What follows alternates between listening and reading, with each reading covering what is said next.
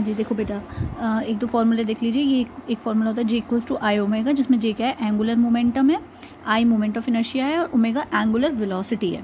ठीक है, tau equals to I alpha होता है एक फार्मूला, टॉ जिसमें कि टॉर्क होता है, I मोमेंट ऑफ इनर्शिया ही होता है, अल्फा एंगुलर एक्सेलरेशन होता है। ओके, देखो मोमेंट ऑफ फोर्स और टॉर्क अभी हमने पढ़ा था पीछे, अभी ये फार्मूला डिस्कस किया था, वो टॉर्क का फार्मूला होता है आर क्रॉस एफ। यानी टॉर्क क्या होता है, torque is a vector quantity and it is the vector product of r and F. यानी फोर्स और आर क्या होता है, डिस्टेंस, एक्सिस ऑफ रोटेशन जो है उससे जहाँ आप फोर्स अप्लाई कर रहे हैं उसका डिस्टेंस है आर, है ना। और चूँकि ये स्केलर वेक्टर प्रोडक्ट है, क्रॉस प्रोडक्ट है, तो आपको ध्यान होगा कि क्रॉस प्रोडक्ट में जो रिजल्टेंट वेक्टर होता है उसकी डायरेक्शन इन दोनों वेक्टर्स के प्लेन की डायरेक्शन के परपेंडिकुलर होती है। यानी कि टॉ की डायरेक्शन जो होगी वो आर के प्लेन के परपेंडिकुलर भी होगी और एफ के प्लेन के परपेंडिकुलर भी होगी।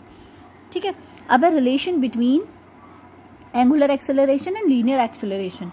ये हो गया आपका लीनियर एक्सेलरेशन, ये हो गया आपका angular acceleration. This is your angular acceleration and R क्या, particles distance from axis of rotation. तो ये आपका रिलेशन आ गया लीनियर और एंगुलर एक्सेलरेशन में ये होता है। अब ये इक्वेशंस ऑफ रोटेशनल मोशन है, ये जो हमने पढ़ी है ये लीनियर मोशन की इक्वेशंस होती हैं बेटा, लेकिन ये क्या है, रोटेटरी मोशन है, तो उसमें इक्वेशंस ऐसे डिस्प्लेस हो जाती हैं। कैसे, वी रिप्लेस हो जाता है ओमेगा से, यू इनिशियल वेलोसिटी है वो हो जाती है रिप्लेस ओमेगा नॉट से, ए हो जाता है अल्फा से, और ए और अल्फा का भी आपने पहले ही पढ़ाई है, ये होता है ये रिलेशन, तो ए इक्वल्स टू अल्फा हो जाता है। इसी टाइप से ये वाला जो सेकंड इक्वेशन है आपकी मोशन की, s is equals to u t plus half a t square, वो हो जाती है theta is equals to omega nought t plus half alpha t square, v square equals to u square plus two s हो जाएगी, omega square equals to omega nought square plus two alpha theta. देखो u जो है omega naught से replace होता है, we omega से replace होता है, ए अल्फा से रिप्लेस होता है, एस थीटा से रिप्लेस होता है। ये जो है क्वांटिटीज ये लीनियर की हैं और ये वाली जो है ये एंगुलर की हैं। ठीक है, अब आ जाता है मोमेंट ऑफ इनर्शिया पे। देखो मोमेंट ऑफ इनर्शिया क्या होता है, देखो इनर्शिया क्या होता है कि which opposes the change in state, वही तो है इनर्शिया। आप चल रहे हो तो वो कहेगा आप चलते रहो, आप रुके हुए तो वो कहेगा रुके रहो, लेकिन अगर आप रुके हुए और चलना स्टार्ट करो तो वो अपोज करेगा, वो कहेगा नहीं रुके रहो। और अगर आप मोशन में तो वो कहेगा मोशन में रहो, रुको मत। और अगर आप रुकते हो तो वो फिर अपोज करता है, तो वो चीज़ होती है इनर्शिया, तो वो हमारा लीनियर में होता है। मूवमेंट ऑफ इनर्शिया क्या होता है, जब रोटेटरी मोशन होता है तो उसमें जो रोटेटरी मोशन का अपोज करता है that is known as your movement of inertia. तो उसका फॉर्मूला होता है I is equal to summation M R square. यानी कि ये कोई बॉडी है, ये एक्सिस है आपकी, जैसे मैंने ये पेन पकड़ा हुआ है ना, तो this is your axis of rotation. इसके अबाउट आप इस बॉडी को ऐसे घुमा रहे हो, तो इसमें बेटा बहुत सारे पार्टिकल्स होंगे, m1 m2 m3 m4, तो उनकी इस एक्सिस ऑफ रोटेशन, ये जो मेरा पेन है बिल्कुल इसको एक्सिस ऑफ रोटेशन मानिए और ये बॉडी है। ठीक, तो इसके अलग अलग पार्टिकल से इसकी जो डिस्टेंस है वो अलग अलग होगी। ठीक है, तो इस पूरी बॉडी का अगर मुझे मोमेंट ऑफ इनर्शिया निकालना है तो मुझे क्या करना पड़ेगा, m1 r1 square, m2 r2 square, m3 r3 square, m4 r4 square, इनको एडअप करना पड़ेगा, सम अप करना पड़ेगा। इसलिए यहाँ पे हमने फॉर्मूला लिखा था I is equal to summation M R square when body opposes the rotatory motion about any axis it's this property. मतलब ये कोई वैसी डेफिनेशन नहीं है, ये जस्ट समझाने के लिए कि it's this property known as moment of inertia, मतलब जो अपोज कर रही है रोटेटरी मोशन का। ओके, अब ये किस पर डिपेंड करते हैं, it depends upon the mass of the body, obviously mass, क्योंकि जो पार्टिकल्स है मास जिनसे वो बन रही है बॉडी वही तो उसके लिए रिस्पॉन्सिबल है। तो मास ऑफ द बॉडी पर डिपेंड करेगा, एक्सिस ऑफ रोटेशन पर डिपेंड करेगा कि कहाँ है आपकी एक्सिस। जैसे इस पॉइंट पर है तो r1 r2 दूरी अलग हो जाएंगी, अगर मैं इस पॉइंट पे निकालूं तो अलग हो जाएगा फॉर्मूला। तो एक्सिस ऑफ रोटेशन पे भी डिपेंड करता है और डिस्ट्रीब्यूशन ऑफ मास, और मास का डिस्ट्रीब्यूशन किस तरीके से उस पर भी डिपेंड करता है। Next is radius of gyration. बेटा रेडियस ऑफ गायरेशन बहुत इंपॉर्टेंट टर्म है। इसको हम कहते हैं कि किसी भी बॉडी, किसी भी शेप हो, कोई कैसी भी शेप हो, उसका आपको मोमेंट ऑफ इनर्शिया निकालना है तो उसका फॉर्मूला होगा आई is equal to m k square.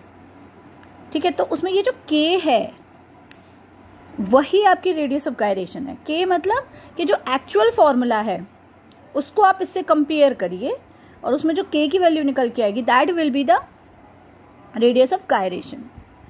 ठीक है, जैसे जैसे जैसे जैसे जैसे जैसे मैं बताऊं, देखो इस बॉडी का निकल के आया ml² by 3।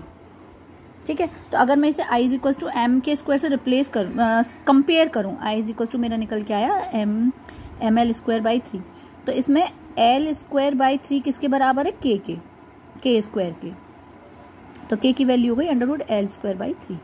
यानी कि इन शॉर्ट इन्होंने क्या कर दिया कि बॉडी आपकी कोई भी है, इन्होंने कह दिया formula I equal to m k square होगा। अब के की वैल्यू आप खुद निकाल लो, आपके लिए के की वैल्यू क्या है आप खुद निकाल लो, वो मतलब है रेडियस ऑफ गायरेशन वो होती है, ठीक है। मतलब हमने इसको इससे रिप्रेजेंट कर रहे हैं। अब ये के की वैल्यू की वजह से बॉडी टू बॉडी वेरी करेगा मोमेंट ऑफ इनर्शिया, ठीक है। अब इसकी दो थ्योरम से बहुत इंपॉर्टेंट होती हैं, उन्हें समझ लीजिए। Theorem regarding moment of inertia, एक होती है थ्योरम ऑफ पैरेलल एक्सिस।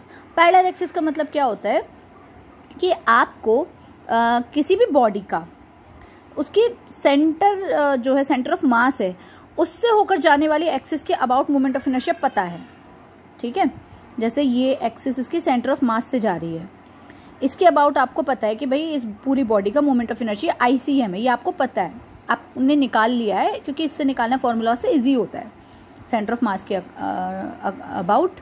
तो you know the moment of inertia about the centre of mass वाली एक्सिस के अबाउट आपको पता है, दैट इज ICM। तो with the help of this theorem आप उसके पैरेलल किसी भी एक्सिस के अबाउट निकाल सकते हो इजीली।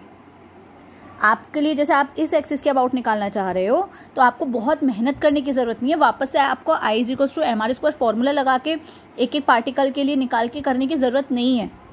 आपको अगर इसका सेंटर ऑफ मास के अबाउट पता है और आपको आपकी जो पैरेलल एक्सिस जिससे कि आप निकालना चाह रहे हैं वो दूरी पता है, वो दूरी सपोज A है, तो आपको कुछ नहीं करना, कुछ भी नहीं करना, सिर्फ आपको क्या करना है, सेंटर ऑफ मास के अबाउट निकालिए मोमेंट ऑफ इनर्शिया, वो तो आप फॉर्मूला से निकाल ही लेंगे, और इसकी पैरेलल एक्सिस जिसके अबाउट अब आप निकालना चाहते हैं तो उसकी दूरी है A, तो सीधे सीधे total mass into this distance square MA square कर दीजिए।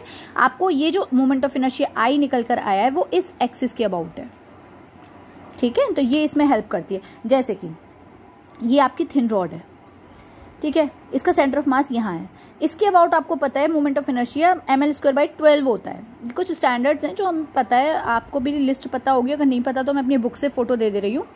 लेकिन प्रॉब्लम ये है कि मेरी बुक में हिंदी में है, इंग्लिश वाली बुक में वो लिस्ट की फॉर्म में नहीं है, ठीक है। तो इसका सेंटर ऑफ मास के अबाउट इस बॉडी का आपको पता है कि moment of inertia ml square by 12 होता है। आपको निकालना है इसकी इस एज के अबाउट, इस एज के अबाउट मैं चाह रही हूँ यहाँ पे रख के इसे मैं घुमाऊँ पूरी को, बिल्कुल ऐसे समझ लीजिए। जब एक हाथ से तो मैंने फ़ोन पकड़ा हुआ है ना, बताऊँ कैसे जैसे इस यहाँ पे सेंटर ऑफ मास ये इसका सेंटर ही है, तो इसके अबाउट आपको मोमेंट ऑफ इनर्शिया पता है, ये मैं इसको ऐसे घुमा रही हूँ तो आपको पता है। लेकिन आप चाह रहे हो कि मैं इसे यहाँ से पकड़ के घुमाऊँ, यहाँ से पकड़ के ऐसे ऐसे घुमाऊँ, तो क्या होगा, तो कैसे होगा मोमेंट ऑफ इनर्शिया। यानी कि आप इसकी एज के अबाउट घुमाना चाह रहे हो ना, अभी तो आप घुमा रहे थे सेंटर ऑफ मास के अबाउट, और अब आप घुमाना चाह रहे हो उसकी एज के अबाउट, यानी उसके पैरेलल एक्सिस के अबाउट घुमाना चाह रहे हो ना, तो आप सेंटर ऑफ मास के अबाउट बताओ मोमेंट ऑफ इनर्शिया कितना होता है, that is ml square by 12। तो आपको इसके अबाउट निकालना है, तो इसका सेंटर ऑफ मास से दूरी क्या है, L by 2। Obviously total length L है तो ये आधी हो गई ना एज पे, तो L बाई 2, तो बस आपको वो यही फॉर्मूला लगा देना है, A की जगह L बाई 2 लगा देना है। तो I डैश क्या होगा, यानी इस एक्सिस के अबाउट क्या होगा moment of inertia, ICM plus ML square by 2 का स्क्वायर, A की जगह ये लगा दी तो ml स्क्वायर बाई 4, इसे सॉल्व कर दिया, LCM लेके ml स्क्वायर बाई 3 आ गया, तो जो कि इस बॉडी का मोमेंट ऑफ इनर्शिया है इसके अबाउट, ठीक है। दूसरी जो इंपॉर्टेंट थ्योरम होती है that is theorem of perpendicular axis. Theorem of perpendicular axis क्या कहती है, थ्योरम ऑफ परपेंडिकुलर एक्सिस बेटा ये कहती है कि आपको एक्स एक्सिस के अबाउट पता है और वाई एक्सिस के अबाउट पता है मोमेंट ऑफ इनर्शिया, तो आप जेड के अबाउट इन दोनों का सम करके इजीली निकाल सकते हो। जैसे मान लो ये सर्कल है, सर्कल या डिस्क है कुछ ही, तो इसके एक्स एक्सिस के अबाउट इसे मैंने ऐसे करके घुमाया, एक्स के अबाउट आपको पता है इसका मोमेंट ऑफ इनर्शिया, इसको मैंने ऐसे करके वाई एक्सिस है इसके अबाउट घुमाया तो आपको मोमेंट ऑफ इनर्शिया पता है, बराबर ही होगा क्योंकि डायमीटर है। तो आप इसके अबाउट, ये इसकी जेड एक्सिस हो गई, इसके अबाउट अगर मुझे इसे घुमाना है जेड एक्सिस के अबाउट मोमेंट ऑफ इनर्शिया क्या होगा, तो मैं इससे इजीली निकाल सकती हूँ। यानी आई जेड निकालना है तो आई एक्स प्लस आई वाई, आई एक्स निकाला, आई एक्स और आई वाई क्या होगा, डायमीटर ही तो है एक्स और वाई एक तरीके से इसके लिए, तो डायमीटर वाला आई क्या हो गया एम आर स्क्वायर, तो I Y plus I Z equals to I हो गया, वही वाला फॉर्मूला लगाया है हमने, इसे आई जेड लिख देते हैं यहाँ पे, तो I Y plus I X equals to I Z. तो सॉल्व कर दिया, इसका फॉर्मूला ये निकल के आ गया। इसकी हेल्प से आपने ये निकाला। और आई जेड के आपको पता था कि आई जेड का क्या होता है, एम आर स्क्वायर। तो इसका आपने निकाल के सॉल्व करके ये निकाल लिया। तो ये थ्योरम परपेंडिकुलर एक्सिस हो गई। तो ये दो थ्योरम बहुत इंपॉर्टेंट होती हैं और इनकी एप्लीकेशन आपको समझ में ही आ गई होगी कि एक्स के मतलब यानी कोई सी भी दो परपेंडिकुलर एक्सिस के अबाउट आपको पता है तो तीसरा उसका सम होगा, ऐसा करके ये होता है। ठीक है, अब वो जो लिस्ट है वो मैं दिखा देती हूँ आपको। देखो, एक ये है,